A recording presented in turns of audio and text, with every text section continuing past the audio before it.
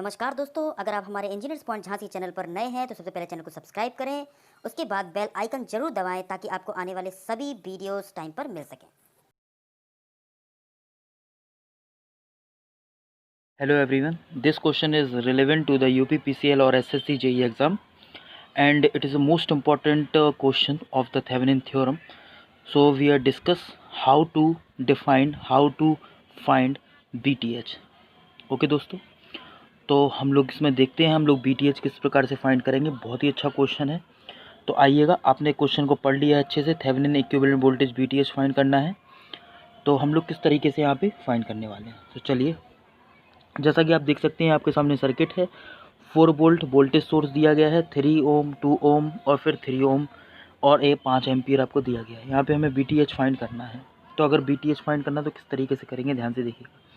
क्योंकि आपको ये जो सर्किट दिया है और ये ओपन है, यानी कि इसे हम टर्मिनल A नाम दे सकते हैं, इसे टर्मिनल B नाम दे सकते हैं। जब टर्मिनल ओपन है तो इस 3 ओम में जो करंट होगा वो आपका होगा 0 एम्पियर। कितना करंट फ्लो होगा इसमें? 0 एम्पियर आपका करंट फ्लो हो रहा होगा। या हम नॉर्मली बोल देंगे इसमें कोई करंट ही फ्लो नहीं हो रहा है, क्योंकि अगर टर्मिनल ओपन है तो करंट जो है वो 0 एम्पियर यानी कि बिल्कुल 0 होगी। तो इसलिए तो सिंपल सा केस है, सभी बच्चों को क्लियर हो जाना चाहिए। चलिए, तो अगर आप इसे देख रहे हैं 0 एम्पियर करंट है, तो जो भी वोल्टेज यहाँ पर आपको BTH दिया गया, आपको पता होना चाहिए कि जो BTH है यही आपका क्या है, BAV होगा। ठीक है ना, BTH ही आपका BAV होगा। और यही BAV आपका, आप यदि ये एक नोड ले रहे हैं, ठीक है, ये एक नोड ले रहे हैं और इसको हम लोग मान लेते हैं BX। तो यहाँ पर जब करंट 0 है तो BAV ही आपका BX होगा। ठीक है, और यही आपका BTH है। तो अगर ये BX है तो आप समझिएगा बहुत अच्छे से एक एक कंसेप्ट। ठीक है, तो हम लोग किस तरीके से इसे लिख सकते हैं। ऐसा ये सर्किट आपको दिया गया है, तो ये सर्किट को अगर आप ध्यान से देखें तो इस सर्किट में आपको पता चल गया कि 0 एम्पियर और इस नोड पर आपका क्या आ गया, ये आ गया आपका BTH वोल्टेज। ठीक है ना, और यहाँ पर जो है आप देख सकते हैं वोल्टेज के पैरेलल में ये जो आपको वोल्टेज दिया गया है, और वोल्टेज के पैरेलल में कभी भी रेजिस्टेंस आ जाए तो इस रेजिस्टेंस का वोल्टेज सोर्स पर कोई प्रभाव नहीं पड़ता है। ये ओवरऑल सर्किट वोल्टेज सोर्स की तरह ही काम करेगा। तो जब ये ओवरऑल सर्किट वोल्टेज सोर्स की तरह बिहेव कर रहा है, ये आपने पढ़ा भी होगा कि वोल्टेज सोर्स रेजिस्टेंस कभी पैरेलल में लगे हों तो ये किसकी तरह काम करेंगे, ये ओवरऑल वोल्टेज सोर्स की तरह काम करेंगे।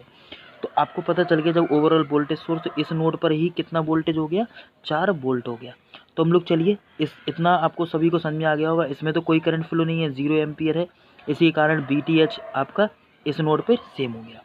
ठीक है ना, तो चलिए हम लोग अब क्या करने वाले हैं, इस BTH जहाँ पर हमने ये लिखा हुआ है यहाँ पे नोडल एनालिसिस लगा देंगे। तो किस तरीके से काम करेगा, तो अगर इस पर हम BTH लगाते हैं तो आप कैसे लिखेंगे, आपको पता है इसमें कोई करंट फ्लो नहीं हो रहा है, तो BTH, ठीक है, माइनस, आपको पता है ये आपका 4 है, तो BTH माइनस 4 अपॉन 2।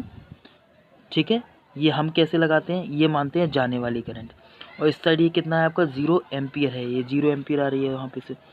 तो अच्छा, ये जाने वाली हो गई, आने वाली कितनी है यहाँ पे 5 है, और यहाँ तो 0 है तो कुछ नहीं।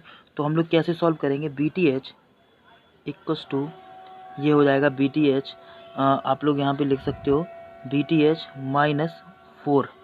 ठीक है, इक्वस टू कितना हो गया आपके पास, 10 हो गया। BTH minus 4 equals to 10 and BTH equals to 16 volt.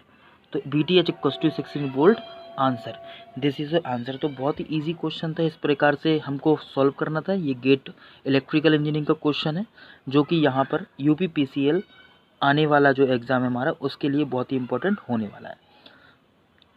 तो इस तरह के काफ़ी क्वेश्चन जो गेट में आए हुए हैं वो UPPCL में देखे गए हैं, उसी प्रकार से इस लेवल का आपको एग्ज़ाम में डेफिनेटली मिलेगा। तो आप लोग ये अच्छे से कर लीजिए, बहुत अच्छे से समझ लीजिए इस क्वेश्चन को कैसे डील हम लोग करते हैं। आई थिंक सभी को अच्छे से क्लियर हुआ होगा। If you like this, subscribe the channel and share the video. नमस्कार, शुक्रिया, आदाब, जय हिंद।